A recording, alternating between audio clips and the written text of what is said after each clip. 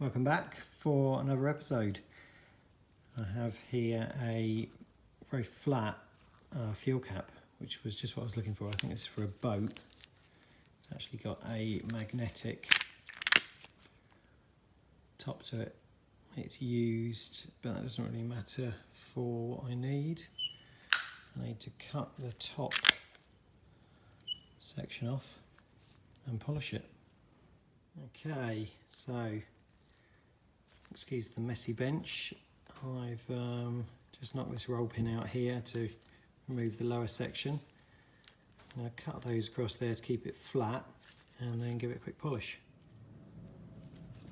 That's cut flat. Let's polish it up.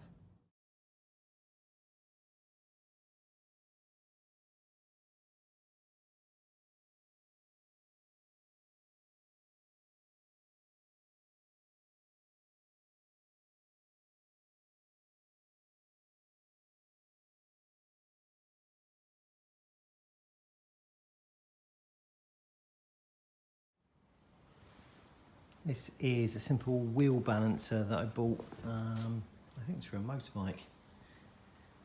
I used it for balancing various things.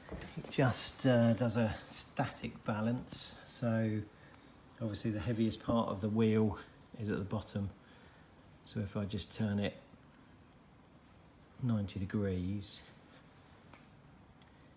it will rock back to the heaviest point.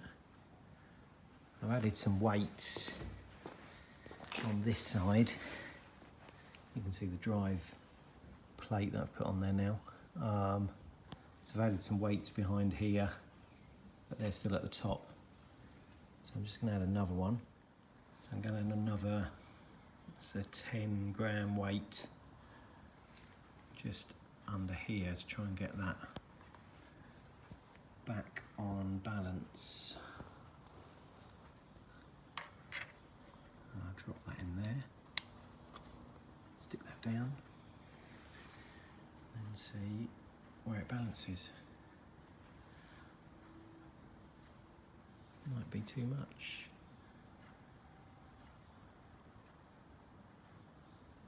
It's getting close.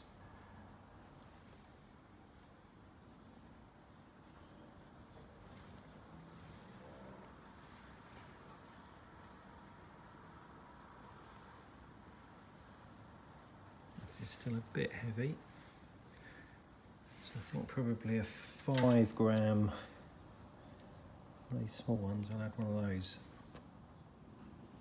I think that's got it. I can basically move it and it just keeps rolling. See, it's got these bearings to roll on, so it's very low resistance.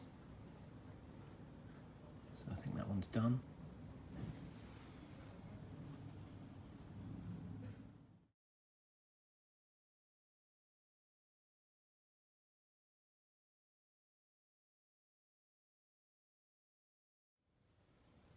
So, apart from repainting some of the panels, got the fuel cap on. I've been looking at the exhaust pipe situation. Got to make some, I think they're called exhaust snaps. So I've got a piece of 38mm polished alley tube. I went for the polished alley just because there'll be less marks in it. And I'll cut that into 4 pieces, and they'll need an insert to make them look like the original snaps. They've got like a spiral, not a spiral, a 5-spoke centre, so I'll do those. I've got a brake hose, which is just tie wrapped in place. Just take the caliper off to bleed it, because I think it'll be easier to bleed if I can hold it up higher so the air goes in there. Got a reservoir there in the front. And I've got this reversing switch. This is for machinery. I think it's 32 amp at 440 volts for the reverse on the motor, just because this type of speed control, it can be reversed when you're using it with certain limit points in RC mode. What I'm going to do is just reverse the the poles of the motor, and then that will also give me, or gives Scarlett and Maddie, an on-off switch, because it will be off, forward and reverse. So I'm going to mount that at the back and then have a push rod from a gear change stick, gear gate, that's what I'm thinking of. I need to make an aluminium box with a gear stick, so there's like an H or H+1 gate, and then I'll run a push rod from the gear stick back to this so that it's got an emergency cutout should anything go wrong with the so what we have here for the throttle pedal to make it a manual control is a servo tester, which is that board, and then I've connected that little aluminium drum which has a hole through it for the Dacron. The Dacron's tension with the spring, battery for the power to the servo tester, and then the other lead is for the speed control onto the motor. Dacron goes through that cable to the front to the pedal, and then when I press the pedal, that's movement.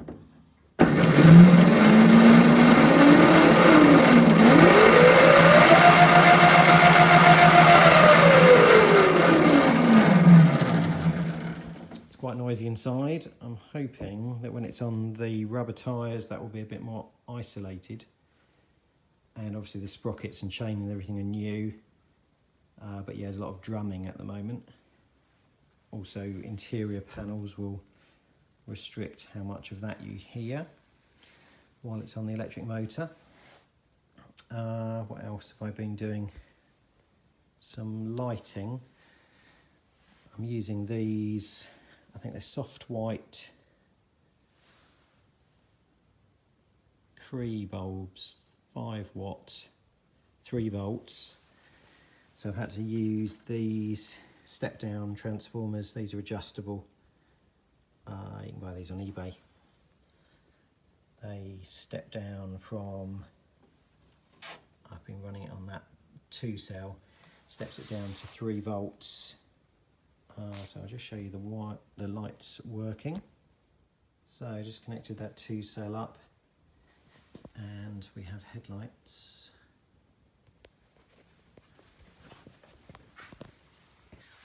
Which are quite bright.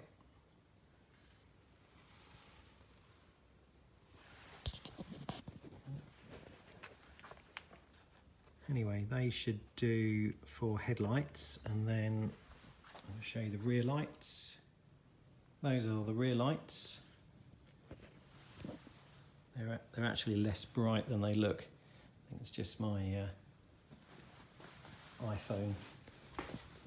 I think in daylight they should be just about right, and they're much more red than they look on the iPhone there. Also been looking at the rack with a view to lightening it. I think this sort of main shaft, if I remove the ball joints on the end, because I'll just be using small rose joints, and if I drill that shaft through the centre, I think I can do a bit of lightening on this cast iron centre section. I think I might be able to get that light enough to use. So yeah, that's going to be another sub project. That is about it for another week. Not really much to show, but lots of things to try and get to work and to make look correct. I think the doors have taken quite a long time. I've got these door shuts in now. Not sure whether to go for magnets. I've used magnets before.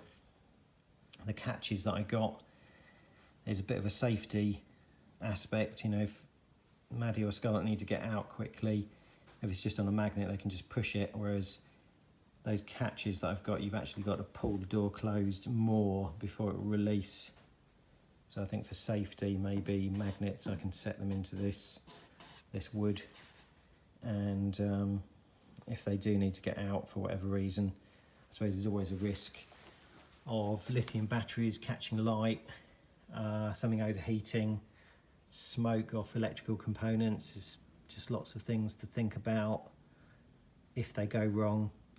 If there's like a set procedure or a set component which makes something easier and safer, like the door catches, then that's what I need to do really. Also, having an engine in the front, when that goes in, could be fumes, petrol leak, all sorts of things. So I think the magnets are a better option for quick and easy exit.